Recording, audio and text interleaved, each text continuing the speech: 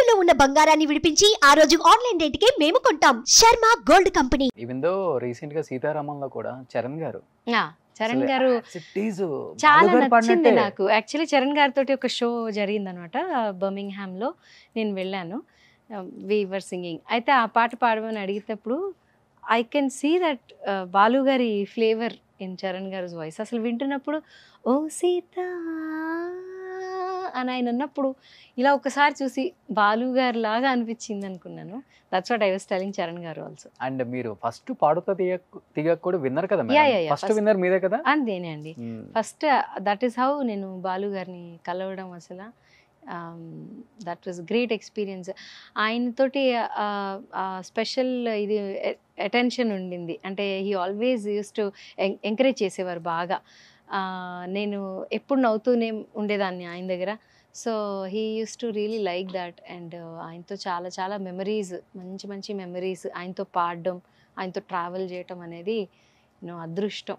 నేను చూసాను మీ semi-final song కూడా. అవును అవును, చాలానే ఎక్స్పీరియన్సెస్. ఆయన ఏంటంటే ఆయన నేర్పడం కూడా చాలా బాగా నేర్పించేవారు అనమాట. ఏదైనా రాదు అని అంటే ఆయన చూసే ఫస్ట్ నేర్చుకునేవాళ్ళం. అండ్ ఆయన చెప్పేవారు, ఇలా కాదు, బ్రీత్ ఇలా హోల్డ్ చేసుకోవాలి, గమకాలు ఇలా, ఇవన్నీ చెప్పేవారు. So we miss all that. చాలా మంది చెప్తుంటారు ఇండస్ట్రీలో, ఉషా గారు బాలు గారికి దత్తపుత్రిక. ఈ ట్రీటెడ్ ఎగ్జాక్ట్లీ మా అమ్మాయి అన్నట్టుగానే ట్రీట్ చేసేవారు. ఎంత స్వీట్ పర్సన్.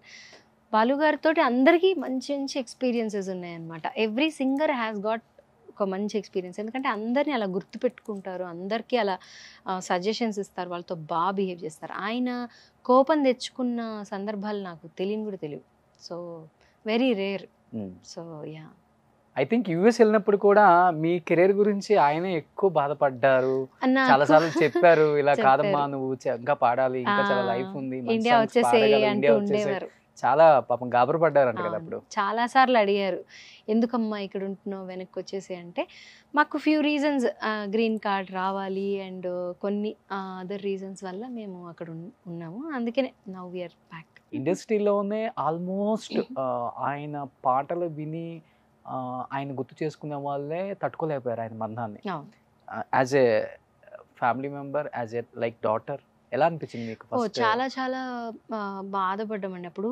అంటే ఇట్స్ లైక్ తెలియదు, రోజు ఒక అప్డేట్ అడిగేదాన్ని నేను శైలజ గారికి కాల్ చేసి, చరణ్ గారికి కాల్ చేసి, ఎలా ఉంది అని అంటే అప్పుడు వాళ్ళు చెప్పారన్నమాట, అందరు ఫోన్స్ చేస్తున్నారు, సో నేను వీడియో ఎవ్రీడే పెడతాను, అప్లోడ్ చేస్తానని చరణ్ గారు అప్పట్లో పెట్టారు. బట్ ఇంకా వన్స్ హీస్ నో మోర్ అనేటప్పుడు ఇంకా I really felt bad. And ఒకసారి అసలు ఆ 2-3 days అసలు ఏం అర్థం అవ్వలేదు, నిజంగానే అయిందా ఇది ఏంటి అనేసి ఒక దీంట్లో షాక్లో ఉండే మేమందరం కూడా. అంటే ఆయన మీద ఉన్న ఎఫెక్షన్ అలాంటిది, ఆయన చూపించే ఎఫెక్షన్ కూడా అలాంటిది. ఆఫ్టర్ ఫ్యూ డేస్ రెహమాన్ గారిది ఒక వన్ ఆఫ్ ద ఇంటర్వ్యూస్ ఏదో చూశాను. అప్పుడు ఆయన అన్నారు, everybody is feeling bad that Balu garu is no more, కానీ we have to celebrate Balu garu. అన్ని అంత ఆస్తి, సాంగ్స్ ఆస్తి మనకి ఆయన వదిలిపెట్టెళ్ళారు. We should not feel bad, we should celebrate him as such, as a person. ఇంకా అక్కడి నుంచి బాలుగారికి ఒక ట్రిబ్యూట్ చేశాను, యూట్యూబ్లోనే సాంగ్ ఒకటి పెట్టాను, ఒక 5 songs ఆయన సెలెక్ట్ చేసుకుని. తర్వాత ఆయన పాటలు పాడుకుంటూ ఆయనను గుర్తు చేసుకోవడం. And I'm feeling happy about that ఆయన సాంగ్స్ ఉన్నాయి, that I can learn and sing. మీ ఇద్దరు కాంబినేషన్ లో సాంగ్ ఏమైనా వచ్చిందా మేడం? అమ్మ ఆవు ఇల్లు ఈగ పాట ఉంది. తర్వాత యాక్చువల్లీ ఇంకొక కోటి గారి మూవీలో ఒకటి పాడాను, కానీ అది నా పేరు వేయలేదు. సమ్ టైమ్స్ ఇన్లే కార్డులో వేరే వాళ్ళ పేరు వస్తూ ఉంటుంది. అలా ఒక 2-3 songs. ఎందరో మహానుభావులని ఒక ప్రోగ్రామ్ ఉండేది, ప్రత్యేకంగా ఆయన నాతోటి కొన్ని డ్యూయెట్స్ అనుకునేవారు అనమాట.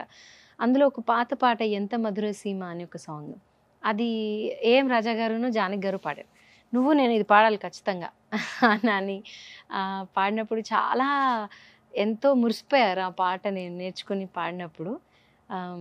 యా, యాజ్ మీరు అన్నట్టుగా ఒక ఫాదర్లీ ఫిగర్. అండ్ పాట పాడేటప్పుడు ఒకసారి అన్నారు, I'm proud to say that Usha is పార్థతీగ ప్రోడక్ట్ నా దాంట్లో నుంచి వచ్చిన ఒక అమ్మాయి అని చెప్పి ఐఎమ్ ఫీలింగ్ ప్రౌడ్ అని చాలా సందర్భాల్లో చెప్పారు.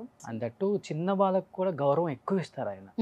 చాలా ఎలా ఉన్నారండి అసలు ఆయన దగ్గర నుంచి ఎన్ని నేర్చుకోవచ్చు అంటే చూసే నేర్చుకోవచ్చు. The way he's behaving, walking encyclopedia and the way you have to behave అది ముందరే కనిపిస్తూ ఉంటుంది. సో మా అందరికీ కూడా ఫన్ సైడ్ ఆఫ్ బాలు గారు కూడా ఉంటుంది. అది చాలా సార్లు కనపడుతుందో లేదో నాకు. ఫియర్ సైడ్ బాలు గారు ఫియర్ సైడ్ మాకు ఎక్కువ లేదు, అంటే ఎస్పెషల్లీ నాకు ఉండేది కాదు. బికాజ్ ఆయన అమ్మాయి లాగా ట్రీట్ చేశారు కాబట్టి కొంచెం అలా నేను టామ్ బాయ్ లానే ఉండేదాన్ని. అప్పుడంతా జీన్స్ వేసుకుని వెళ్ళేదాన్ని. అయితే వెళ్తే అబ్బాయిలని మా స్టూడియోలో అలౌ చేయం అనేవారు జీన్స్ వేసుకొని వస్తే. సో ఇలాంటి జోక్స్ అన్నీ వేయడం నాతోటి. And I'm also like fun loving, I'm never like సీరియస్గా ఎప్పుడు ఉండేదాన్ని కాదు. అండ్ మేడం ఎంత ఫాదర్ ఫిగర్ అయినా కానీ కొడుకైనా చెల్లెలైనా కూతురైనా అది వేరు. బట్ ఆన్ స్క్రీన్ వచ్చేసరికి ఆయన పక్కన ఆయన కాంబినేషన్లో పాడాలంటే బెనుకు వస్తుందంట. శైలజ గారు చాలా టైమ్స్ చెప్పారు నాకు ఇంటర్వ్యూకి వచ్చినప్పుడు కూడా. ఒక అందుకోలేం రోషన్ అసలుకి. అది మీకు ఎలా సాధ్యపడింది? నాకేంటంటే ఆయన్ని ఇంప్రెస్ చేయాలి నేను అనేదే నా దృష్టిలో ఉండేది ఎప్పుడు. ఆయనని నేను లెట్ డౌన్ చేయకూడదు, నేను కరెక్ట్గా పాడితేనే అంటే heal feel good about it అనేసి నేను చాలాసార్లు ప్రాక్టీస్ చేసి పాడేదాన్ని. ఆయన పక్కన ఉంటే ఒక ధైర్యంగా ఉండేది. నాకేమో మరి రివర్స్ ఏమో, ఆయన ఉంటే ఒక ధైర్యం నాకు, ఓకే బాలుగారు ఉన్నారు నా పక్కన, సో నేను పాడగలుగుతాను. చాలామందికి భయం ఉంటుంది, భయంతో పాటు ఇదొకటి ఏంటంటే ఆయనతో పాడుతున్నాను కాబట్టి పర్ఫెక్ట్గా పాడాలి అనే ఒక కాన్సెప్ట్ ఎప్పుడు ఉండేది నాకు. సుమన్ టీవీలో మీ పర్సనల్ అండ్ బిజినెస్ ప్రమోషన్స్ కోసం కింది నెంబర్కి కాంటాక్ట్ చేయండి.